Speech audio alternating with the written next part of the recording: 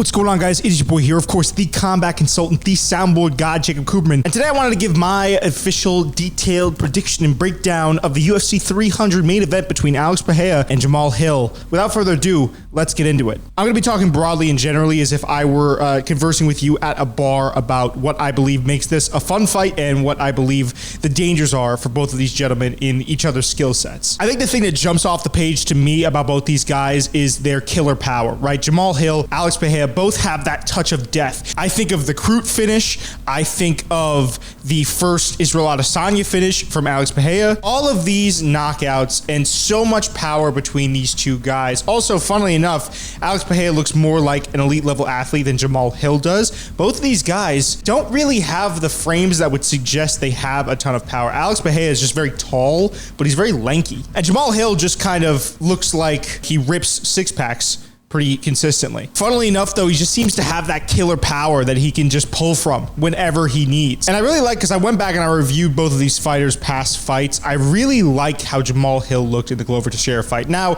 you could say that Glover was older during that fight and that he was a little bit slower, but I still think the fluidity we saw, the angle cutting we saw from Jamahal Hill, which has always been a very, very big high point in his skill set and his arsenal. I thought the fluidity, though, was chiefly what got a lot better in that fight. Sometimes, and this is one of the downsides I have marking up on Jamahal Hill coming into this fight, is he leaves his head exposed. He'll throw a shot and then he'll bring his head down like that, or he'll throw 1-2 and then his head is here. A guy like Alex Pereira that starts off fights very slow, throws a lot of, kind of feeler shots. He has those very, very solid and very compromising leg kicks that he likes to throw. Point is that early Alex Pereira will find what you give him and he'll take advantage of it, whether that's chopping away at the leg, and then at the perfect time coming upstairs with a hook or dropping in a cross, right? So he likes to find those early. So I think it's good that Jamahal Hill has the footwork that he does coming into this, and I'm sure he's only going to continue to get better at it. And I know he mentioned that he is definitely not taking this fight to the ground. In the interview I saw he did with Mighty Mouse, he said, listen, I'm knocking this guy out. I have a desire. I want to go out there. I want to show people that he is not who he says he is, and that I can go and I can beat him at his own game. So we know that this is going to be a stand-up affair. I like the angle switching that Jamahal Hill does. I also think he has pretty underrated kickboxing, not nearly close to the kickboxing of Alex Pereira, and especially with the way Pereira kind of like gets his kicks up there very quickly, head kicks, leg kicks, body kicks, doesn't matter what it is. Whatever kick he has in his arsenal, it's generally pretty powerful, pretty fast, and they tend to do a lot of damage. Jamahal Hill, if he can, like I said, if he can get in, kind of create angles, if he doesn't leave his head right down here, like I was saying before, I think early in this fight, he could really serve a chance at getting in on Alex Pereira's chin, especially because I don't think that these guys are too dissimilar in height and size. Although Alex Pereira does tend to dwarf a lot of the people he's in there with. It could be a guy like Yuri Prochazka that's typically considered to be a bigger dude for light heavyweight, or even Israel Adesanya at middleweight. I mean, you see that they're supposed to be more equal in height and size, and they get in there and Alex Pereira just looks massive compared to him. So yeah, if Jamahal Hill can utilize his angle cutting, his fluidity, if he can manage to find himself inside the pocket with Alex Pereira,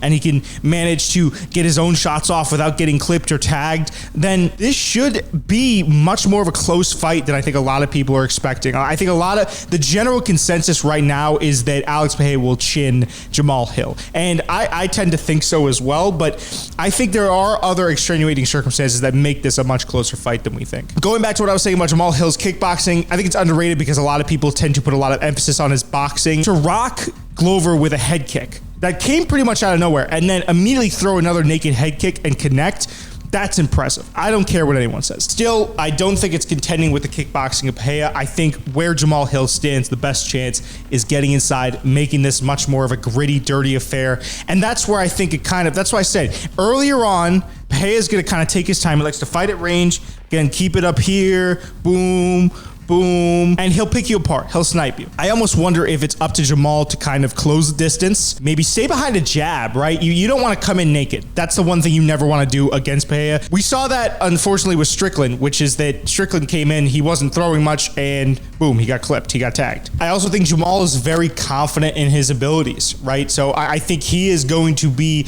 coming forward with all he has. My main worries, and this is why, if you guys want my official prediction, I do have, unfortunately, Alex Pereira finishing him in the 3rd round. The reason I think that there's a ton of dangers in this fight is because Jamahal, as well as Pereira, when he feels like he has people more hurt, and Jamahal just kind of in general, they have a tendency to get overly aggressive or overly greedy, and a tendency to try to see what they can get away with when going downhill with their offense. Both guys are there to be hit at times, right? We've seen Pereira go down. We've seen him be finished. We've seen Jamahal Hill get tagged. I have yet to see how good his chin is. I think it's a pretty fair assessment to say that he hasn't been in there with a puncher the caliber of Alex Pereira yet. I just think that this is much more of an interesting and nuanced fight than people are giving it credit for. I really do. Listen, it's looking bleak for Jamahal Hill, but I also wouldn't be surprised if he was able to shock the world and get it done and reclaim his belt. Oh, and real quick before I get out of here, another thing that I forgot to mention is that Jamahal Hill is a southpaw. That's unfortunately probably going to leave him more susceptible to the lead hook